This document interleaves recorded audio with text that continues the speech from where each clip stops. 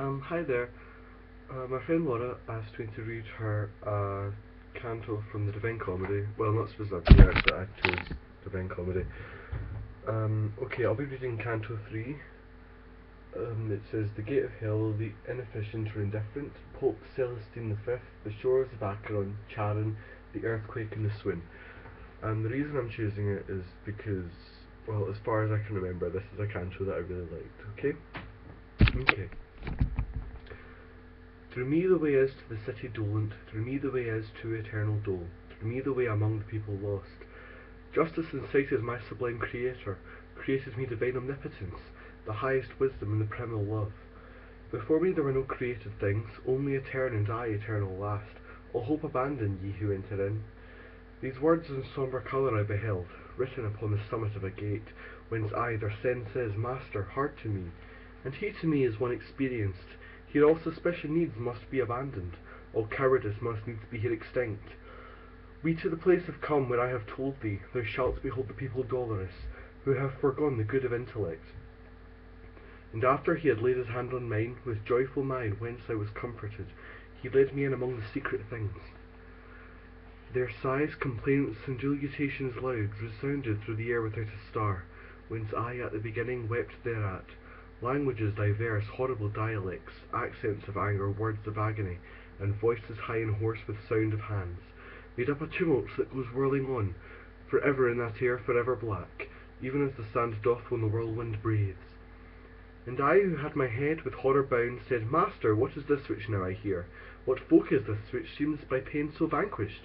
And he to me, this miserable mode, maintained the melancholy souls of those who lived without an infamy or praise. Commingled are they with that caitiff choir of angels who have not rebellious been, nor faithful were to God, but were for self. The heavens expelled them not to be less fair, nor them the nethermore abyss receives, for glory none the damned would have from them. And I, O Master, what so grievous is to these that maketh them lament so sore? He answered, I will tell thee very briefly. These have no longer any hope of death, and this blind life of theirs is so debased, they envious are of every other fate. No fame of them the world permits to be, misericord and justice both disdain them. Let us not speak of them, but look and pass. And I, who looked again, beheld a banner, which, whirling round, ran on so rapidly, that of all pause it seemed to me indignant. And after it there came so long a train of people that I ne'er would have believed, that ever death so many had undone. When some among them I had recognized, I looked, and I beheld the shade of him, who made through cowardice the great refusal. Forthwith I comprehended and was certain that this the sect was of the kind of wretches, hateful to God and to his enemies. These miscreants, who never were alive, were naked and were stung exceedingly by gadflies and by hornets that were there. These did their faces irrigate with blood, which with their tears commingled at their feet by the disgusting worms was gathered up. And when to gazing further I betook me, people I saw on a great river's bank, whence said I, Master, now vouchsafe to me, that I may know who these are, and what law makes them appear so ready to pass over, as I discern athwart the dusky light. And he to me, These things shall all be known to thee as soon as we our footsteps stay upon the dismal shore of Acheron. Then with mine eyes ashamed and downward cast, fearing my words might irksome be to him, from speech refrained I till we reached the river. And lo, towards us coming in a boat, an old man hoary with the hair revealed, crying, Woe unto you, ye souls depraved! Hope never more to look upon the heavens. I come to lead you to the other shore, to the eternal shades and heat and frost. And thou, that you understand as living soul, withdraw thee from these people who are dead. But when he saw that I did not withdraw, he said, By other ways, by other ports, thou to the shore shalt come, not here for passage. A lighter vessel needs must carry thee. And unto him the guide, Vex thee not, Charon. It is so willed there where is power to do, that which is willed and further question not.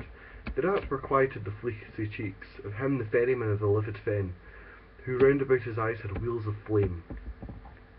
But all those souls who weary were and naked, their colour changed and gnashed their teeth together, as soon as they had heard those cruel words. God they blasphemed and their progenitors, the human race, the place, the time, the seat, of their engendering and of their birth. Thereafter altogether they drew back, bitterly weeping, to the accursed shore, which waiteth every man who fears not God. Charon the demon with the eyes of glade, beckoning to them, collects them all together, beats with his oar whoever lags behind. as in the autumn time the leaves fall off, first one and then another till the branch unto the earth surrenders all its spoils. In similar wise the evil seed of Adam throw themselves from that margin one by one, at signals as a bird unto its lure. So they depart across the dusky wave, and ere upon the other side they land, again on this side a new troop assembles. My son, the courteous master said to me, all those who perish in the wrath of God, here meet together out of every land, and ready are they to pass o'er the river, because celestial justice spurs them on, so that their fear is turned into desire. This way there never passes a good soul, and hence if Charon doth complain of thee, well mayst thou know now that his speech imports. This being finished, all the dusk champagne trembled so violently that of that terror. The recollection bathed me still with sweat. The land of tears gave forth a blast of wind, and fulminated a vermilion light, which overmastered in me every sense, and as a man whom sleep hath seized I fell.